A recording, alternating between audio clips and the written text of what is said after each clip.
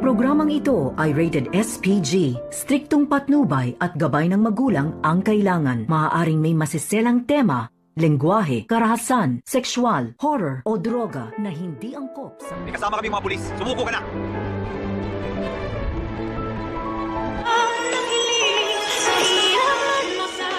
Dahil sa ginawa ni Annalyn Santos, nalagyan ng tracking device itong bag ni Zoe. Dahil sa hinaghinala nga itong si Annalyn na makipagkita nga ito sa kanyang ina na si Moira. At hindi nga nagkamali dahil napatunayan nga dito ni Annalyn na tama nga itong kanyang hinala. At dali-dali nga inaya ni Annalyn itong kanyang ama na si RJ at itong si Lynette na baka hindi pa makakalayo at makatakas itong si Moira. At dito nga, nag-enjoy naman na mag-usap itong dalawa at nagyayakapan pa habang nagpapaalam sa isa't isa. Subalit wala nga silang kaalam-alam na nasa likuran na nga itong sina RJ at may kasamang pulis. At dito nga na sinabi ni RJ kay Moira na ito na nga ang kanyang katapusan. At sumuko na nga ito at wag nang magtangkang tumakas dahil may kasama na nga mga pulis itong si RJ. At dito naman na agad na dinampot itong si Moira. At dito rin na sinisisi ni Zoe itong si Annalyn na kung bakit nilagyan niya ng tracking device itong kanyang bag kung saan ay nasundan nga siya dito ni Annalyn. At sinisisi siya na kung kasalanan ni Annalyn na kung bakit nahuli itong kanyang ina at makulong. Hindi sana dapat makatakas nga sana ito. Subalit sumagot itong si Annalyn na nararapat lamang daw na makulong itong kanyang ina dahil kriminal nga ito at dapat pagdusahan ni Moira kung ano man ang kanyang mga nagawa sa kanila. Sa kabilang banda, galit na tinawagan naman ni Giselle itong si Carlos Benitez at kung bakit binisita daw niya itong witness para sa kaso dito nila Moira. At dito nga, nagbigay ng payo itong si Carlos na matibay na ebidensya ng araw itong nakuha nila Giselle na ransom money at itong cellphone ni Balahadja.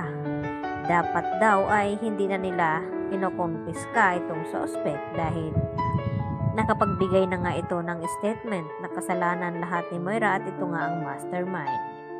At dito na ibinaba agad ni Giselle ang telepono. Samantala, agad naman na kinausap dito ni Carlos Benitez itong kanyang abogado at pinadaan na lamang sa donation itong kanyang pera na ibabayad sa kanya upang makalaya nga itong si Dax na witness kay Moira. At dahil dito, tila magiging magaan itong kaso na kakaharapin ni Moira dahil makakalaya nga itong witness na ito. At gagawin daw naman lahat ni Moira upang makawala sa pagkapusas na iyon at makulong dahil nang makarating na nga ito sa airport ay agad naman na sinalubong ni Giselle at pinagsasampal ni Giselle itong si Moira. Kulang pangaraw iyon upang kabayaran dahil sa nangyari nga dito kay Don Pepe.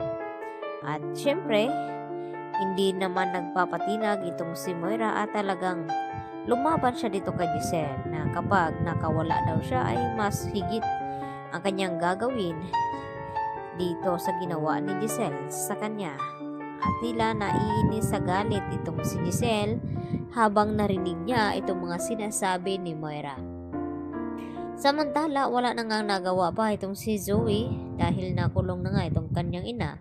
At syempre hindi naman siya makakatakas dito kay RJ dahil nagsinungaling pa rin itong si Zoe at nagawang pagtakpan ang kanyang ina. At hindi sila naniniwala ngayon na baka may kinalaman din itong si Zoe dito sa nangyari nga kay Don Pepe dahil nagawa ngang magsinungaling ito na sinasabi na hindi daw sila nagkikita at nag-uusap ni Moira at nagawa daw siyang saktan ito.